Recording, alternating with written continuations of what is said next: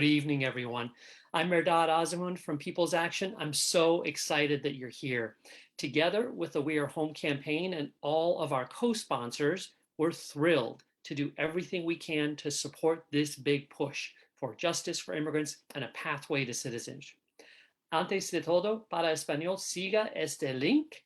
Tonight, we bring you voices from the front lines in the fight for immigrant justice. We're especially psyched that our special guest, Congresswoman Pramila Jayapal, live from Washington, D.C., will join us. She's leading the fight for progressive values in Congress. But before we get there, we've got a soulful and action-packed agenda for you with a lot of special guests. So to kick us off is someone you may know from our previous virtual events, none other than the singer Taina Asili. Take it away, Taina.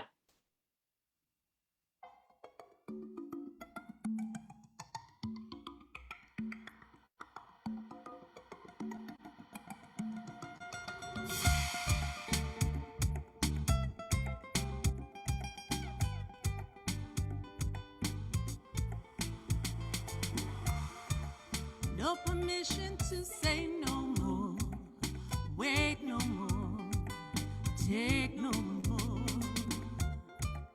No permission to say no more, wait no more, take no more. From the waters of the God I descend, legends of my ancestral land, divine teachings they send from the source I defend. Bear strength of a people who survived slavery, attempted genocide. Awaken courage, let hope be revived. From this hope I will fight. As lawmakers are betrayed, like gods who decide our fate, at which rate our climate they'll annihilate. And it's us they incriminate, and us who will feel the weight of the sacred waters they desecrate. Those who hide behind laws destined the end of a soul. From the margins we call, we will know.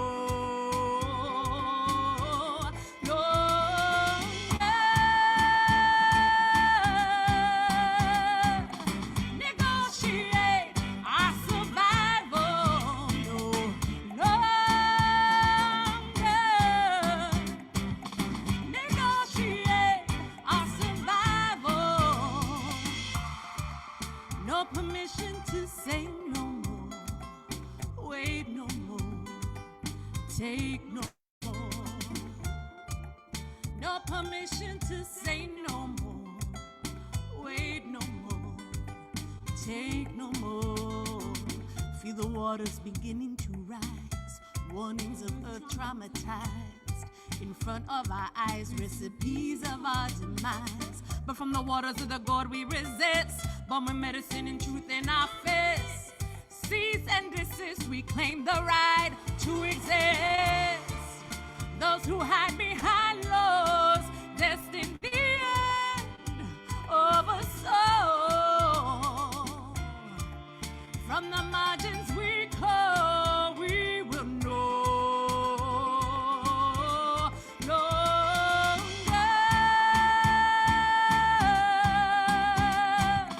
Negotiate our survival. No longer. Negotiate our survival. Thank you. Thank you, Taina and Gaetano Vaccaro. That was absolutely amazing. As we all heard her sing, we're born with medicine and truth in our fists, and we will not negotiate our own survival. There is not a better song on the planet tonight to set us up for the conversation. Thank you to both of you for sharing of you. You got us started off exactly right. And if for folks, if you like what you heard, stick around, and we're going to have more music from Taina and Gaetano later in the program. All right, everyone. These are some history-making days right now in the fight for immigrant justice. Organizations from coast to coast have been leading the fight for pathways to citizenship for years. In the last few weeks have been working hard to make that a part of President Biden's recovery agenda. The immigrants' rights movement does not take no for an answer. We do not negotiate our own survival. And they rose up.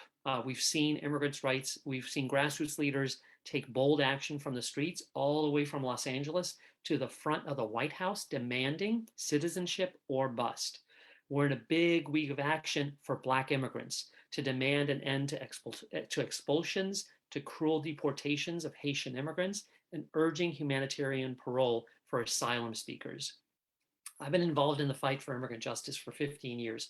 It's a movement of strategy, smarts, and deep resilience. And I know full well because I'm a proud immigrant from Iran. I've been here since I was 7 years old. This country shaped me. I now help to shape this country.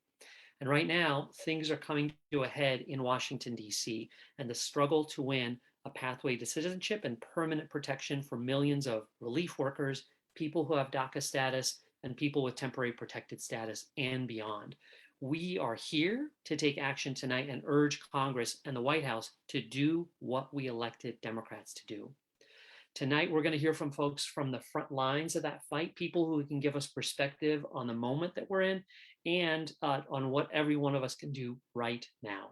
So first, I want to welcome Deepak Bhargava. Deepak is a lifelong organizer, former head of community change. He helped build Fair Immigration Reform Movement, one of tonight's co-sponsors. He's been in the trenches of this fight for 20 years. He's now a distinguished lecturer at City University of New York and an editor of the new book, Immigration Matters. And to many of us on this call, he's a friend and someone we can turn to for wise counsel. Deepak, thanks and welcome. Thanks for being here. To start off, can you tell us about what's at stake in this moment for the immigrants' rights movement? Thanks, Mehrdad. So this is a huge moment for immigrant communities and for all of us. For over 20 years, we've marched, we've campaigned, we've voted, and many of us have even gotten arrested to win a pathway to citizenship for 11 million undocumented immigrants in this country. Everyday people, workers, community members have taken huge risks to get us to this point, and now is the time when we need to bring the victory home. The Democrats have unified control of the House, the Senate, and the White House. There are no excuses for inaction. The lives of millions of people really hang in the balance on what happens these next days and weeks. Thank you, Deepak. Thanks for that. You dig into a lot of those issues in your new book, Immigration Matters. Can you tell us about the book and its big themes? Yeah, so the book Immigration Matters brings together many of the country's leading organizers and academics to look at a positive vision for immigration. In the Trump years, we were all really clear what we opposed, all the cruelty, all the racism. But the book attempts to answer the question, what's our vision for immigration? And the book lays out big new ideas, for example, making the case that our country should admit millions of more people in the coming years, that we need to remake our refugee and border policy, and that we need to reckon with the impact of climate change on driving migration from the global South. And we also tell inspiring stories in the book of how immigrants and their allies have built real power and won big change by challenging corporations, by flexing electoral muscle, and by building bridges. And I'm really pleased that one of the most inspiring and instructive chapters is by you, Mehrdad, and your colleague, Adam Krugel at People's Action.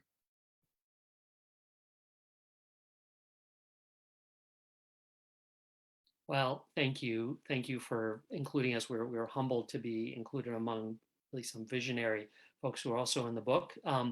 Glad to contribute. And you mentioned deep canvassing, which is basically what we call longer, more in-depth conversations with strangers about the values that we share. It's less about sharing facts and a short 2-minute conversation, but a longer conversation about shared lived experiences. And we had thousands of those kinds of conversations in battleground states last year, and they had a decisive impact on the outcome of the election.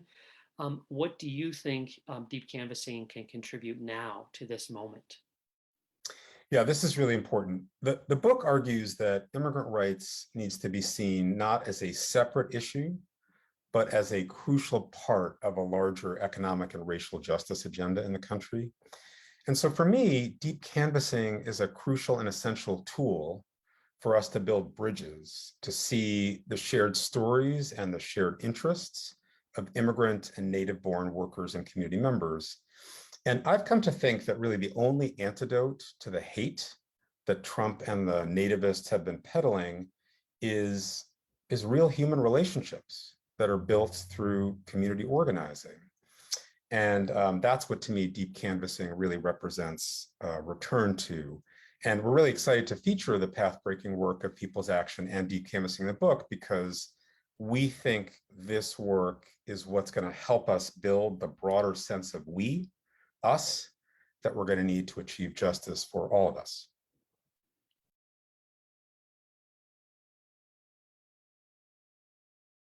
Thank you, Deepak. And one last question. If there's one thing you want us to be fighting for right now, what is it? So I'm really hopeful and excited that millions of people in these next crucial days and weeks are going to take action on behalf of our neighbors, our family members, ourselves, to win a path to citizenship for millions of people. Victory really is in our grasp. And it's one of those rare moments in history where what every single one of us does is going to make the difference of whether we get over the finish line. So I'm so excited for this call tonight, so inspired by the action that's being generated by thousands and thousands of volunteers around the country. That's what's going to make the difference. That's what's going to get us to victory.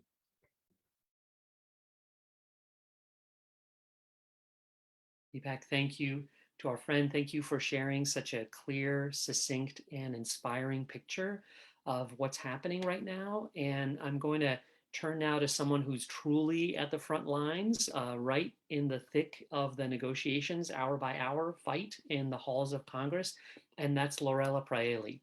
She's co-president of Community Change Action and a chair of the We Are Home campaign. Lorella is an immigrant from Peru. She's a leader in the immigrants' rights movement, a key player in the fight to build and demand the program that we now know as DACA, from Deferred Action for Childhood Arrivals, from then President Barack Obama. Lorella, welcome. Really glad to have you. You're in the thick of this fight for immigrant justice. What's on the table? Mehrdad, thank you so much. I am really excited to be here with you and everyone who's tuned in. I feel like the stakes could not be higher in this moment. We are so clear about what we're fighting for and why we do what we do. And I always remember why I do what I do.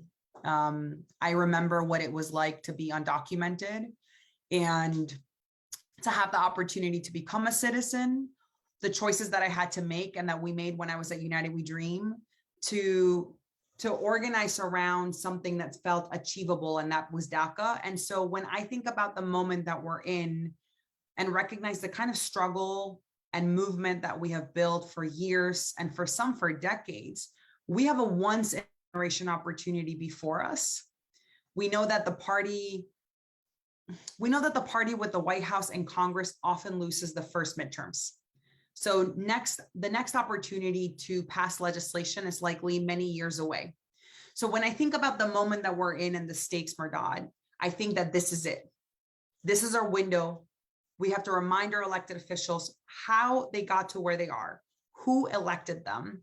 Democrats have the White House, they have the Senate, they have the House, in part thanks to our work voting them into office last year. So I have been saying since the beginning of this campaign, there is simply no participation trophies. There is no "we tried." That's just simply not enough. We will hold you accountable to delivering for people. And so being able to live a life of dignity and fair wages and having the kind of security that we envision when we talk about full citizenship in this country, that's what this fight is really about. Yeah, thank you. I'm wondering, can you tell us, like, the fact that this has actually been included as part of Build Back Better, a path to citizenship, protections for immigrants, like, how did that actually happen? Why is this being included? Why are people talking about this as part of the Build Back Better agenda? You know, Merdad, this is really a story of the power of organizing, because I'm sure that people will remember that we were not originally or initially, immigrants and immigration was not part of the initial Build Back Better framework. And so I want to make sure that when history is written,